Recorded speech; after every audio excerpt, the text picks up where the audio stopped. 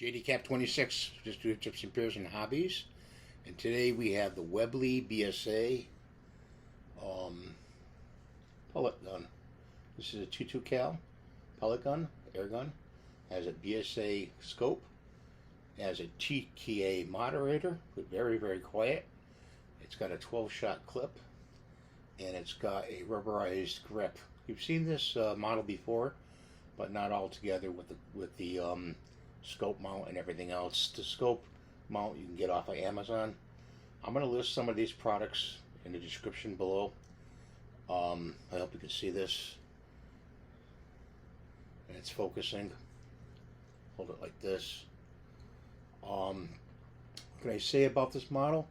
Once you get it bore sighted with an optical bore sighter, you'll be right on target. I'm going to show you some targets afterwards, after this, and you'll see the results at 25 yards. So thanks for watching. Hope you have a good day and a safe day, and don't shop too much. Thanks for watching. See you next time.